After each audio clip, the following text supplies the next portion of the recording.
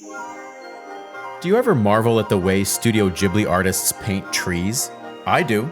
They evoke the calm and lushness of a real tree, but without being painted in a photorealistic style. They're stylized in just the right way, keeping only what's needed and discarding everything else. So let's learn how they do that. You know, when you see trees with their thousands of leaves and details, you might be tempted to get out a brush like this and kind of start throwing it around a little in attempt to capture all that stuff. You know, I have brushes like this and they're very exciting to use, but I'm going to suggest that they kind of create more problems than they solve. And that's because the shapes become uncontrolled very quickly. The artists at Studio Ghibli go the opposite way. These trees have a relatively low number of very controlled shapes. In fact, you often can literally count them.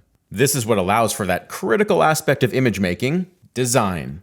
Shape design requires control, and that's precisely what brushes like these take away. However, to be fair, there are no rules in art, and sometimes you can make this work. For example, I painted the trees and foliage pretty haphazardly in this illustration, and I feel like I got away with it. In this piece, though, I could get away with it because the foliage just doesn't feature all that much. The rest of the shapes, around the focal area, for example, are much more controlled and designed. Take the green monster, for instance. Let's just remove the stuff in front of him for now.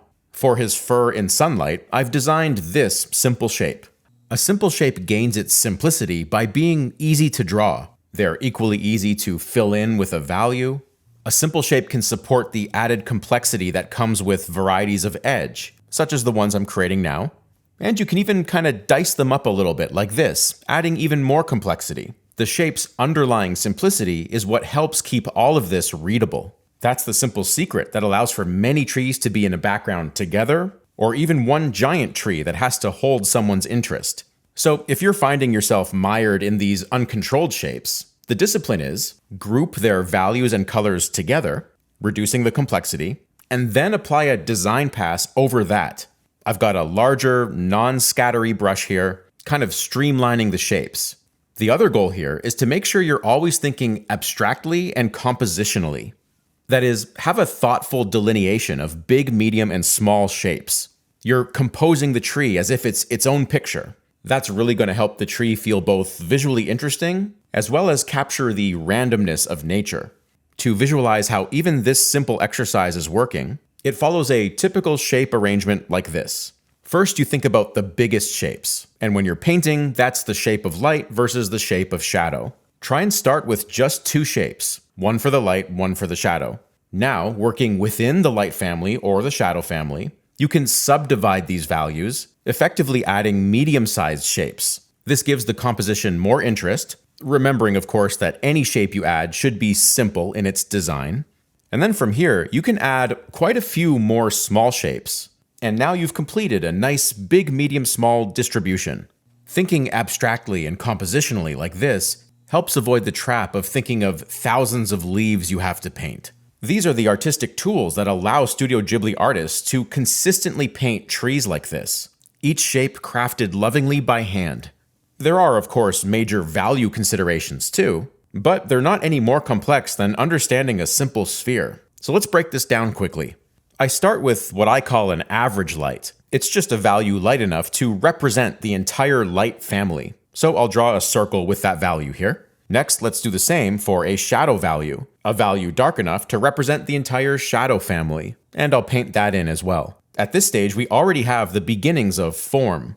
All right, let's go back to the light family and start breaking this up. Here, I'm choosing what's called a halftone value, representing where the ball is turning away from the light, but not enough to be in shadow yet. Now, on a ball like this, it's pretty easy to keep your shapes simple, but I do want to draw your attention to the fact that they are simple, because this becomes harder on a tree. So just keep that in mind. Anyway, from here we can augment those shapes by adjusting their edge. In this case, I'm softening the edges to represent the roundness of the ball.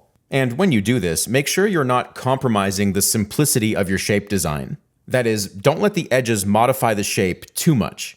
Okay, good. Going back to values now, let's put another value in the shadow family. Much like our halftone value was darker than our average light, this value will be darker than our average shadow, and it goes in areas that are forming deeper crevices or wherever it would be harder for bounce light to get to. In this case, the underside of the ball. And notice the soft edge between this value and the other shadow value.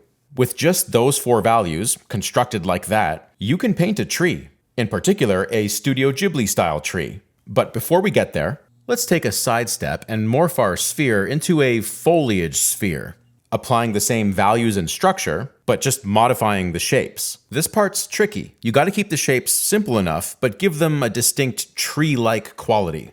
You can modify the edges too, which I'm doing right now, moving away from the consistently soft edges of a ball into something with a bit more variety. Composition-wise, I have big and medium shapes going right now. Watch how it changes as I add small shapes, many small shapes. They are what really drive that visual interest that we all want in our pictures. And you can find the small shapes in any value. Speaking of value, here I'm adding that last value, the darkest part of the shadow, and this completes our 4-value structure.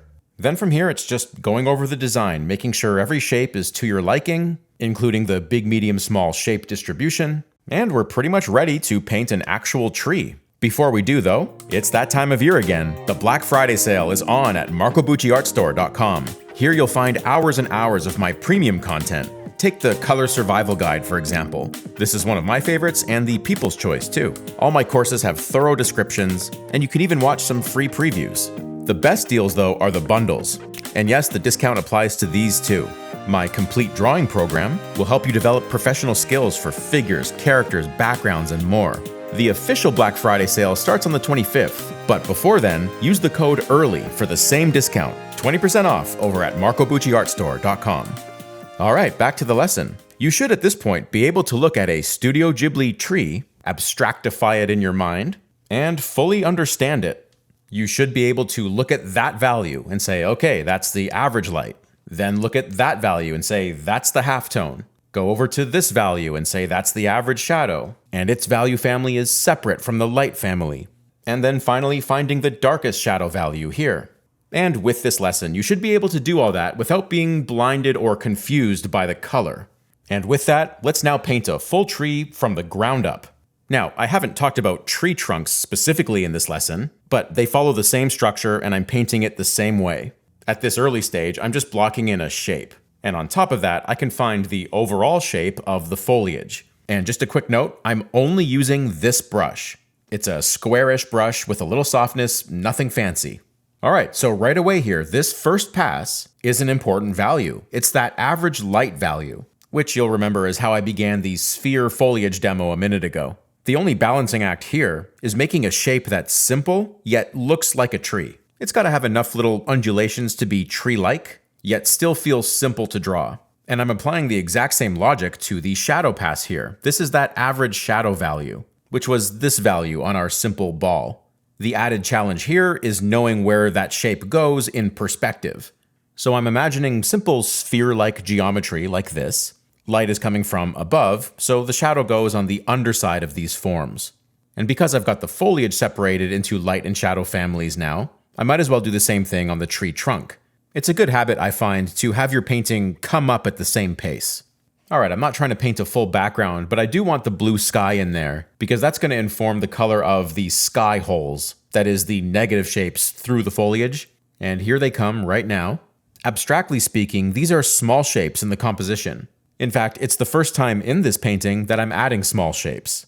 I'm sure you noticed, but I'm also finding some small shapes with that fourth value, the darkest value. In our sphere/foliage ball, it was this value. That darkest value really helps give the illusion of depth. It creates these tight pockets within the shadow that not even the bounce light can get to. Now I'm adding in the halftone. You can reference the ball study again here. Remember, halftone is a value in the light family, but it's the areas that are turning away from the light, just not enough to be in shadow yet. So it's just a darker version of the light value. Halftone is also a good opportunity to change color a little bit. Now, I'm purposely not being too adventurous with color in this study, but I did choose a different green for my halftones than I did for my average light. In this case, my average light was a little more on the lemony yellow side of green, and my halftone color veered cooler than that, going slightly toward the blues, but not much. The shadows, by the way, continue that movement toward cooler greens. Speeding up the playback just a little bit here allows you to see the small shapes coming in. I'm kind of darting around the painting, just peppering it with small shapes, remembering that a composition can hold many, many more small shapes than it can medium and large shapes. And at this point, the tree is looking very fleshed out. Lots of interesting shapes, lots of volume. We're almost done here, and I feel like we never did anything more complex than our sphere demonstration. Okay, color did add some complexity, and here's a little nifty trick I'm doing in the shadows. I sampled the average shadow value and color, which was kind of a default green at first, and I just shifted it bluer without changing the value. That simple move imitates ambient light coming from the sky, filling in and adding color to our shadows. Now, don't put that everywhere, just in the areas that you feel are most open to the sky, but again, in the shadows, because that's where skylight will show up. I did actually put some bluish accents in the light as well, these areas here, but that is more of an artistic touch, not something motivated by light. Maybe it does mimic some of the reflective properties of leaves. I don't know, I just think it looks good, which is a good reason to do something. And there you have it.